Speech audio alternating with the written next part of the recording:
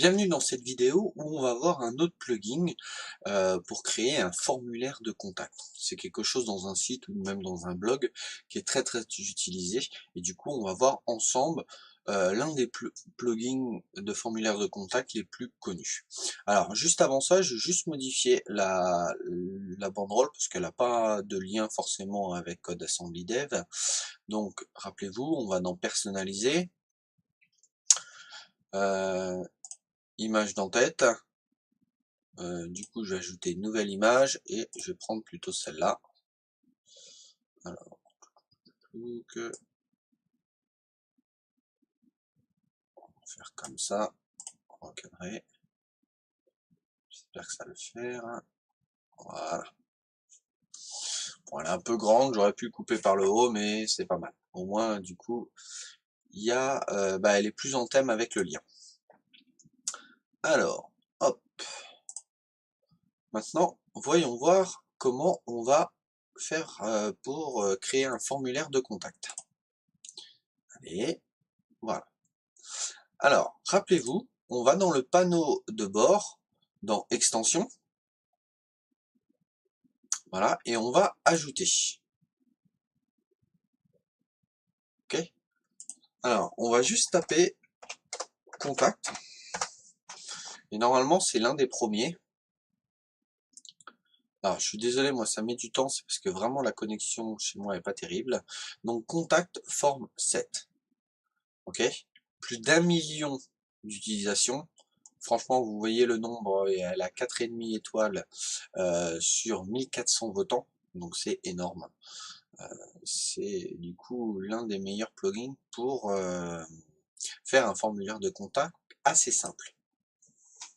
Alors, par contre, vous allez voir qu'il va se poser un souci au niveau des tests, et ça, je vais vous montrer aussi à la fin de la vidéo comment faire en sorte de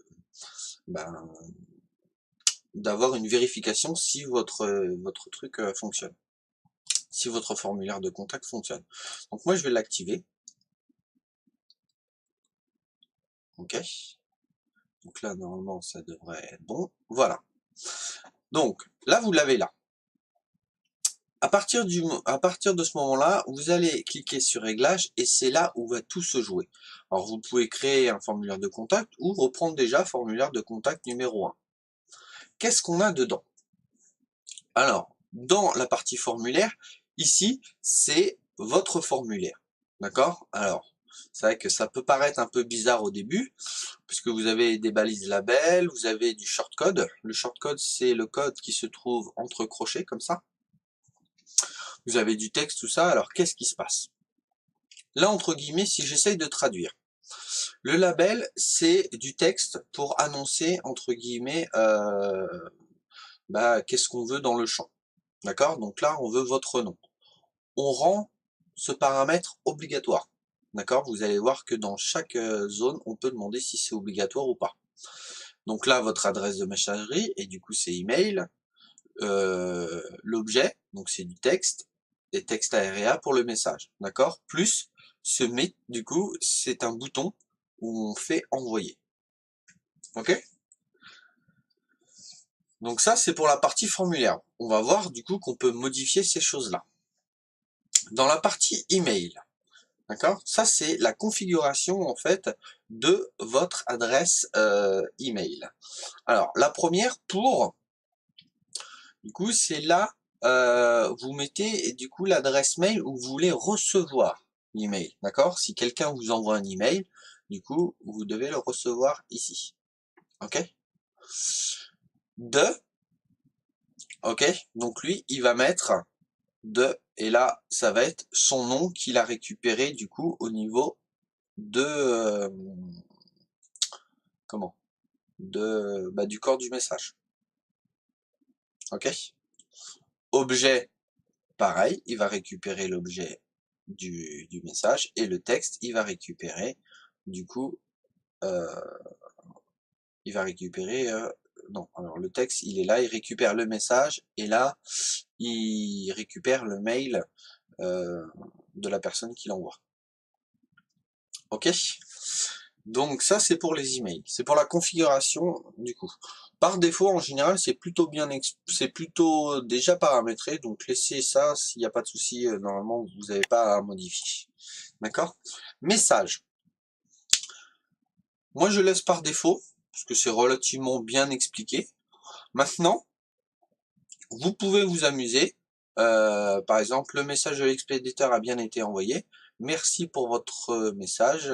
Il a été envoyé. Après, vous pouvez très bien modifier en mettant envoi de l'email avec succès. Voilà, ça c'est vous qui voyez. D'accord? Et réglage additionnel, ça on va pas s'en occuper pour l'instant. Ok?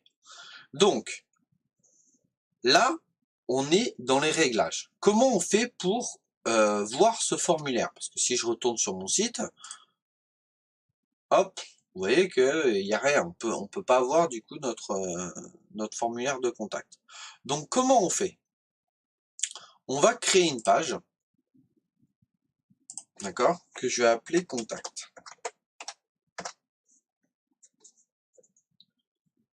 Je vais publier. Et là, dans l'extension, extension installée, on va récupérer ce qu'on appelle le shortcode.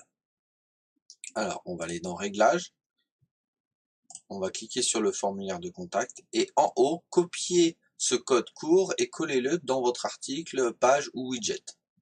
D'accord? Donc nous, on va prendre tout ça. D'accord? Donc on peut faire un clic droit, copier, ok, et retourner dans notre page, contact, et on a juste à coller le shortcode. Il y a juste ça à faire. On met à jour et on peut voir la page directement. Et qu'est-ce qu'on a? On a contact avec notre formulaire d'envoi. Très simple. En quelques minutes, vous avez vu, j'ai pratiquement, on n'a rien touché. C'est déjà fait de façon automatique. Donc là, vous remplissez le nom, l'adresse de messagerie, l'objet et votre message. Et du coup, envoyez. Ok? Donc, là, si on veut modifier la page, d'accord? Si on veut modifier notre contact, ne faites pas modifier la page. Pourquoi? Parce que vous allez retomber sur le shortcode, et là, c'est difficile de modifier. Non, il faut retourner dans Extension, et Réglages de contact forme 7. Et là, on va pouvoir modifier un petit peu notre formulaire. Alors, pour modifier, je vais descendre un petit peu tout ça. Imaginons que je veuille récupérer son numéro de téléphone. D'accord? Je vais cliquer sur téléphone. Ok? Là, non, ça vous pouvez le laisser par défaut. Est-ce que le champ est obligatoire? C'est ce qu'on avait vu avec le nom et l'adresse de messagerie. On peut rendre le champ obligatoire. Si oui, on veut que le numéro de téléphone soit obligatoire, on coche. Valeur par défaut, c'est au lieu d'avoir une case vide, du coup, on peut très bien taper votre numéro. Utilisez ce texte comme texte indicatif du champ. Oui. Ok? Et ça, attribut ID aux classes, c'est pour du coup la gestion du CSS et du JavaScript, donc on va pas s'en occuper pour l'instant. Ok, bah même on va pas s'en occuper du tout. C'est pas l'objet de cette formation. Du coup, on va insérer la balise et vous voyez qu'elle se retrouve ici. Alors, on va mettre de l'espace. Voilà. Donc là, si je fais sauvegarder et que je retourne au niveau du site, par contre, oui, je peux pas y accéder, Donc dans ces cas-là, on va refaire personnaliser dans menu, mon menu, et on va rajouter un élément qui est contact. Du coup, oui, plus. Voilà, on va rajouter contact comme ça. Publier. Voilà, maintenant on a contact dans notre menu. Très bien. On va fermer. Ok. Donc je clique sur contact. On a bien notre page contact. Et là, vous avez vu, tapez votre numéro. D'accord? Si je viens ici, du coup, je peux rentrer mon numéro de téléphone. Aucun souci. Alors, qu'est-ce qu'on a d'autre? Ah, si, non, ce que je voulais vous montrer, c'était ça. Là, vous voyez, il n'y a pas de nom, en fait. Il n'y a pas, on aurait pu, votre numéro de téléphone, par exemple, le mettre en haut.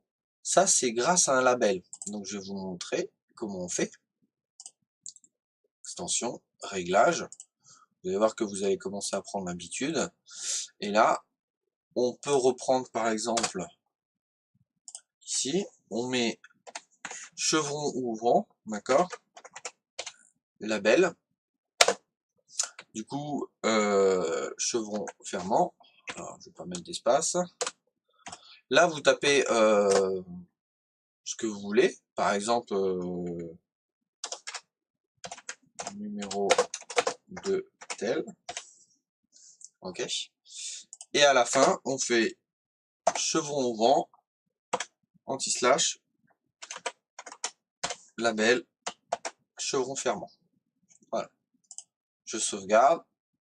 Je retourne sur code assembly. Contact. Hop. Et numéro de téléphone se retrouve en haut. Si vous voulez le voir à côté, il suffit juste de le mettre à côté sans espace. Extension.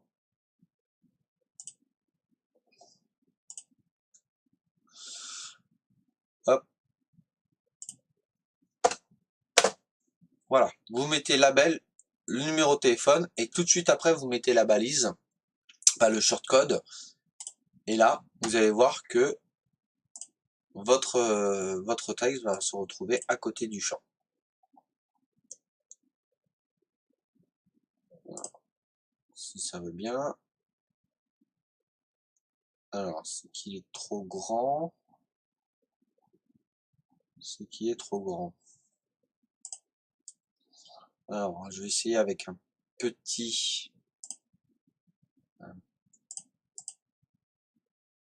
Parce que là, c'est peut-être la barre, elle est trop grande, donc du coup, elle remet ça à la ligne directement. Toc, toc, toc, ça c'est bien. Si par exemple, je mets une date, je vais juste mettre la date comme ça. Je vais prendre le label. Hop, label ici. Coller. Ça, on n'a plus besoin. Ça, on n'a plus besoin pour l'instant. Et là, je vais mettre date, juste date.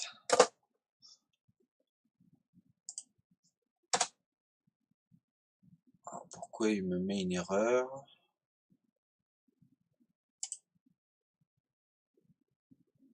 Bon, c'est juste que du coup,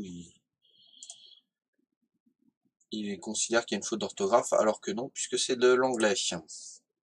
Donc là, le contact. Hop. Alors non, bah alors ça dépend des thèmes. Je pense qu'il y a des thèmes, là, sur ce thème-là par exemple, peu importe comment vous organisez les choses, ça se mettra toujours en haut, et ça prendra toute la place. Maintenant, il y a des thèmes où on peut soit mettre à côté, soit mettre au-dessus, et ça dépend comment on organise les choses. Donc ça dépend vraiment du thème que vous utilisez. Moi j'avais fait des tests sur un autre thème, et du coup ça avait fonctionné comme ça. Donc voilà, donc on va faire le tour, on va pas tous les essayer parce que ça va être relativement long, ou alors ce que je vais pouvoir faire, c'est tous les imbriquer sur la page et vous montrer directement. Ça va être beaucoup plus simple. Donc, de toute façon, on a déjà fait pas mal de petites choses. Texte, bon c'est juste pour rajouter une ligne de texte, d'accord? Alors attention, il y a une différence entre du texte, donc ça c'est juste une ligne, ou zone de texte. Ok? La zone de texte, c'est le grand carré ou le grand rectangle où on va remplir le corps du message. D'accord? Donc c'est une grosse zone de texte. Email, c'est pour rentrer une email. URL, c'est pour rentrer du coup une URL de site internet. Téléphone, nombre, ça vous pouvez voilà, récupérer. La date, on avait vu, zone de tête. Menu déroulant. Alors, pour faire le menu déroulant, il suffit de mettre les options par ligne. Par exemple, si je mets une pomme, une poire, une fraise. Imaginons, c'est un questionnaire sur, je sais pas, quel fruit préférez-vous? Voilà. Alors, on peut soit permettre les sélections multiples, ça veut dire qu'on peut sélectionner plusieurs choses, d'accord? Insérer un choix vide comme première option, ça, voilà, moi je mets pas. Du coup, on peut sélectionner plusieurs. On insère, et je mets là. On va voir après, du coup, comment ça se passe. Hop. Je laisse des espaces ici. Donc ça, c'était pour le menu déroulant. Les cases à cocher, c'est à peu près la même chose. D'accord? Sauf que au lieu d'avoir un menu déroulant, on a ces cases-là où on peut cocher et en général, c'est des choix multiples. D'accord? Comparer, ah bah, on va juste faire un test. Test, test 2. Ok.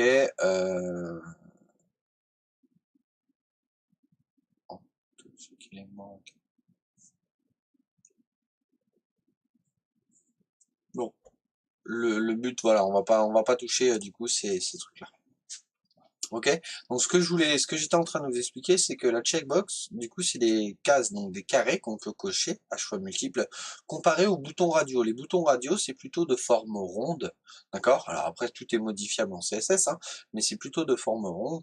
Et là, par exemple, on peut faire des groupes. Je vais vous montrer. Alors, je vais mettre 2, 4, 6. D'accord? Et ça, par exemple, on ne peut sélectionner qu'une seule case. Je vais vous montrer ça tout à l'heure. Et vous allez voir que ça va être très clair avec le petit exemple. Donc là, on a bien les boutons radio, checkbox, bouton radio. Quiz. Alors quiz, c'est pas mal pour éviter tout ce qui est robot, par exemple. Je vais vous montrer. Le but du jeu, c'est de donner une question avec une réponse. Et si la réponse ne correspond pas, du coup, le mail s'envoie pas. Donc ça, c'est plutôt intéressant. Par exemple, on peut faire un truc comme 4 plus 9. Donc ça, c'est la question. Et un couple de questions-réponses séparées par une barre verticale. Alors la barre verticale, sur le clavier, c'est quand vous appuyez sur Alt-GR et le chiffre 6 en haut du clavier des lettres. D'accord? Donc là, vous mettez une barre en haut comme ça, et du coup, il faut donner la réponse. Donc la réponse, c'est 13. Ok? Du coup, on va voir comment ça va se faire. Pourquoi tu l'as pas inséré? Non, c'est bon. Ok, donc là, il est là. Alors, le RedChapka, du coup, ça, c'est une option. On peut pas l'activer là, parce qu'il faut télécharger un autre plugin. Je vous montrerai peut-être une vidéo. Mais honnêtement, avec la question du quiz, c'est plutôt bien fait. Alors, à quoi ça sert le RedChapka? C'est, par exemple, vous avez déjà rencontré des formulaires comme ça avec une petite case « Je ne suis pas un robot ». Voilà. Parce qu'il faut savoir qu'il y a des gens qui programment, en plus qui programment vachement bien, qui du coup font des aspirateurs, ça veut dire qu'ils balancent un programme qui fait le tour d'une bonne partie des pages web euh, sur Internet et récupère tout ce qui est Internet, tout ce qui est adresse mail, autant pour moi. Et après, on peut utiliser même un programme, voilà, qui permet de remplir automatiquement tous les champs pour envoyer de la pub, tout ça, de façon automatique, pas en le faisant manuellement. L'avantage de ça, c'est que le robot, il a du mal à voir en fait ce genre de balise et du coup à cocher naturellement. Donc voilà. Mais le jeu de la question, voilà, avec 4 plus 9, ça le robot, il va avoir du mal à répondre à ça. Ok? Donc, La prochaine, c'est le fichier. Donc, hop, on va l'insérer directement. On va voir ce que ça donne. Donc, il est ici. Alors, vous pouvez, si l'ordre ne vous plaît pas, hein, par exemple, vous prenez ça, vous faites un coupé, par exemple, vous pouvez le mettre en haut et ça fonctionne de la même manière. D'accord? Envoyer, donc ça, c'est un bouton envoyer où vous mettez le libellé. Nous, on en a déjà un qui est en bas. Donc, je vais pas remettre. Ok? Donc on va sauvegarder et on va retourner sur notre formulaire de contact que vous allez voir est beaucoup plus grand. Alors, le premier, comme on avait fait un coupé-coller, du coup c'est le choix du fichier. Donc il suffit de là et vous sélectionnez un fichier. Alors ce qu'on n'a pas vu, c'est qu'on peut mettre une limite de taille si vous voulez pas vous retrouver à avoir des gros fichiers. Et d'ailleurs je vous préconise du coup de mettre des petits formats. D'accord? Donc là, nous avons la checkbox, d'accord? Où vous avez les cases à cocher, d'accord? Et ça, c'est les boutons radio, ce que je vous ai montré là, ce que je vous ai expliqué entre les deux. Là, vous ne pouvez pas sélectionner deux cases, d'accord? C'est soit une ou l'autre, ok? Alors que là, vous pouvez sélectionner les deux sans aucun problème, ok? Alors, la question, je vais vous montrer juste un petit exemple. Donc, là, si j'envoie le formulaire vide, tous les champs obligatoires, un ou plusieurs champs contiennent une erreur vérifiée à 1. Donc là, vous avez champ obligatoire. Donc si vous n'avez pas rempli et que vous essayez d'envoyer, lui, il dit. Mais là, il met autre chose. Il met la réponse à la question est incorrecte. Si je mets 12, bien sûr, c'est pas la bonne réponse. D'accord? Je renvoie. Lui, il me remet le même message. Et là, la réponse à la question est incorrecte. Donc c'est vraiment, voilà, ça ne va s'envoyer que si la réponse est correcte. Si je mets 13, j'envoie. Et là, du coup, il n'y a pas de souci, il n'y a pas de message d'erreur. D'accord? Mais bon, comme on n'a pas tout rempli, du coup, ça ne s'envoie pas quand même. Alors, ça, c'est la liste déroulante. Donc ça, pour l'instant, on n'en a pas beaucoup. Ok?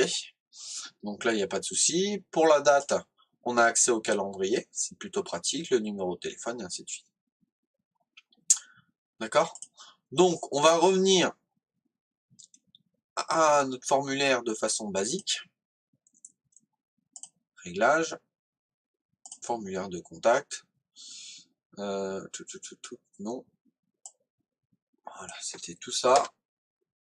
On supprime. On sauvegarde. On retourne sur notre site. Contact. Alors, tout de suite, quand on voit un formulaire de contact, la première chose qu'on veut faire, et ce que je trouve ça tout à fait normal, c'est tester si ça fonctionne. Donc, on met par exemple Toto. Voilà, ça fonctionne. Votre adresse de messagerie, je sais pas moi, test@gmail.com. Voilà. L'objet test. Et moi je mets encore un test. Alors, encore un pour une. Voilà. Encore un test. Donc là, comme on a tout paramétré, en plus je vous ai dit qu'il n'y avait pas besoin de changer les choses, on envoie et normalement ça va s'envoyer nickel. Sauf qu'on va avoir un message d'erreur. Une erreur s'est produite lors de l'envoi de votre message. Veuillez essayer à nouveau plus tard. Donc, faut savoir une chose. Ça, vous n'allez pas l'avoir ce message si vous travaillez directement sur un serveur. Ça veut dire, je sais pas moi, vous avez pris un hébergeur du coup comme One and One, comme OVH, HostGator, bah, peu importe, il y en a plein. D'accord? Vous n'avez pas ce souci-là. Moi, je rencontre ce souci tout simplement parce que je travaille avec WAMP, donc en local. Ok? Maintenant, je vous l'ai promis, je vais vous montrer comment comment du coup faire en sorte que ça fonctionne même en local, et ça sera dans la prochaine vidéo. Donc ne quittez pas, normalement les vidéos sortent tous les jours, donc soit vous essayez de trouver par vous-même, soit du coup vous attendez le lendemain, ou si vous avez vu la vidéo il y a quelques jours, normalement la prochaine vidéo, je vous montre comment faire un test et voir si ça fonctionne. Je vous dis à bientôt sur une prochaine vidéo. Ciao ciao.